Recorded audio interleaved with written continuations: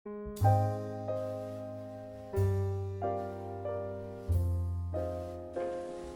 आते हैं एक्सरसाइज 12.1 पर और पहला हमें सवाल दे रखा है उस अष्टक ऑक्टेंट्स के नाम बताइए जिसमें निम्न पॉइंट्स हैं 1, 2, 3, -4, 2, 5, -4, 2, -5, -3, -1, 6 और 2, -4, -7। बहुत अच्छा सवाल है, एक नंबर में आ जाता है। तो यहाँ हम लिख लेंगे पॉइंट्स और यहाँ लिख लेंगे ऑक्टेंट। याद रखिए जिस पर नेगेटिव आ रहा है तो वहाँ डैश आ जाएगा। अब 1, 2, 3 ये तीनों पॉजिटिव है तो OX/Z हो जाएगा ऑक्टेंट। यहाँ X वाले पर नेगेटिव आ रहा है तो OX'/Z कर देंगे। यहाँ X पर भी नेगेटिव है और Y पर भी नेगेटिव है तो OX'/Z हो जाएगा। -3, -1, 6 तो X और Y पर नेगेटिव आ रहा है तो X'/Y' हो जाएगा। यहाँ Y और Z वाले पर नेगेटिव आ रहा है तो ये OX'/Y' हो जाएगा। अब आते हैं पॉइंट 2, -1, 3 और -2, 1, 3 के बीच की डिस्टेंस फाइंड करें। तो हमने इसको P के कोऑर्डिनेट मान लिया, इसको Q के मान लिया, तो रेखा PQ हो जाएगी। तो PQ बराबर अंडर वही फॉर्मूला लगाएंगे x2 - x1 का होल स्क्वायर, y2 - y1 का होल स्क्वायर, z2 - z1 का होल स्क्वायर, -2 का होल स्क्वायर प्लस 1 + 1 का होल स्क्वायर और 3 - 3 का होल स्क्वायर। तो ये -4 का स्क्वायर, 2 का स्क्वायर प्लस 0 का स्क्वायर, -4 का स्क्वायर 16 होगा, 2 का स्क्वायर 4 होगा, 0 का 0 होगा, तो ये √20 आ जाएगा, यानी 2√5 यूनिट आंसर। अब आते हैं क्वेश्चन नंबर 3 पर। ये कह रहा है दिखाइए कि पॉइंट्स P -2, 3, 5, Q 1, 2, 3 और R 7, 0, -1 समरेखीय हैं यानी कोलिनियर है ना। यानी ये तीन जो पॉइंट्स हमें दे रखे हैं इनको हमें समरेखीय दिखाना है। तो B है, 3 पॉइंट दे रखे हैं, हमने लिख लिए इनको P, Q और R। Then we have to show that PR बराबर PQ प्लस QR, यानी हमें ये सिद्ध करना है कि PR, PQ और QR के सम के बराबर है, तभी ये तीनों पॉइंट समरेखीय कहलाएंगे। अब हमें PR निकालनी है, तो PR का मतलब है कि P और R के बीच की डिस्टेंस। तो अंडरवुड में हमने वही फॉर्मूला लगा दिया, डिस्टेंस फॉर्मूला। तो ये डिस्टेंस निकल के आ गई हमारी √126 यानी 3√14। PR हमारी 3√14 निकल के आ गई। इसके बाद में PQ हमने निकाला। PQ का मतलब है कि P और Q के बीच की डिस्टेंस। वही फॉर्मूला है x2 - x1 का होल स्क्वायर, y2 - y1 का होल स्क्वायर और z2 - z1 का होल स्क्वायर। वही फॉर्मूला हमने अप्लाई कर दिया और हमारी PQ √14 निकल के आ गई। इसके बाद QR यानी Q और R के बीच की डिस्टेंस। Q और R के बीच की डिस्टेंस, इसमें भी वही फॉर्मूला लगाया, x2 - x1 का होल स्क्वायर, y2 - y1 का होल स्क्वायर और z2 - z1 का होल स्क्वायर, तीनों को ऐड कर दिया अंडरवुड में।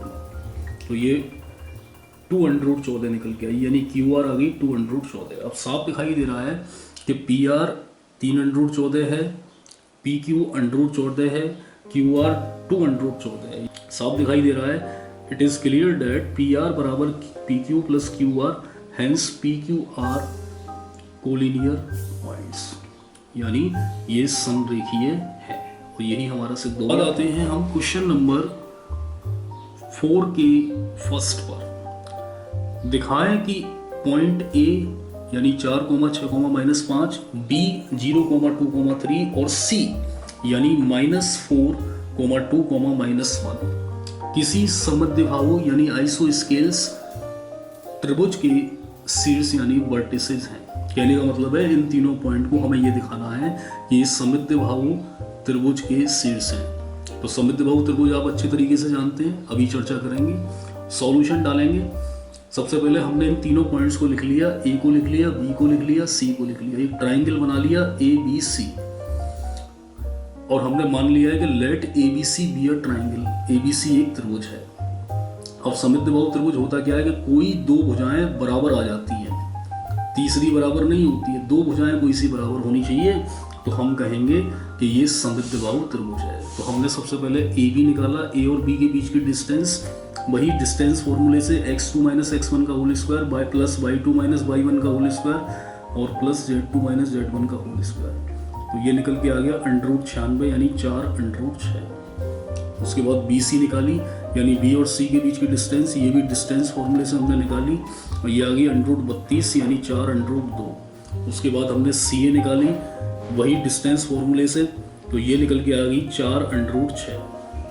साफ दिखाई दे रहा है ए बी और सी ए दोनों आपस में बराबर हैं। जरा ए बी को देखें 4√6, सी ए को देखें 4√6, दोनों आपस में बराबर हैं। तो साफ क्लियर हो रहा है कि त्रिभुज ए बी सी में ए बी सी समद्विबाहु त्रिभुज के शीर्ष हैं, क्योंकि ए बी बराबर सी ए।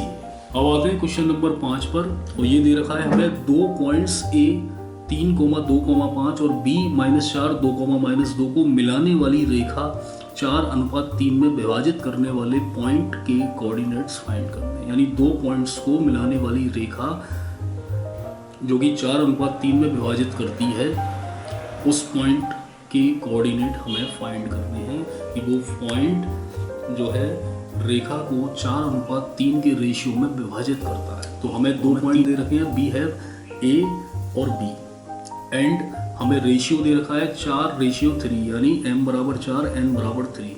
अब हम फॉर्मूला जानते ही हैं x y z का, x बराबर mx2 + nx1 upon m + n। इसमें मान लगा दिए, m की जगह 4 लगाया है, x2 की जगह -4 और n की जगह 3 और x1 की जगह 3 और m + n यानी 4 + 3। तो ये कैलकुलेट किया, x बराबर आ गया -1। इसके बाद में y का फॉर्मूला लगाया, m/2 + n/1 upon m + n, 4 × 2 + 3 × 2 upon 4 + 3, और ये निकल के आ गया y बराबर 2। इसके बाद z का फॉर्मूला लगाया, mz2 + nz1 upon m + n, 4 × -2 + 3 × 5 upon 4 + 3, और ये कैलकुलेट किया तो z बराबर बना गया। हेंस कोऑर्डिनेट्स आ गए हमारे -1, 2, 1, और यही है आंसर। बहुत अच्छा सवाल है।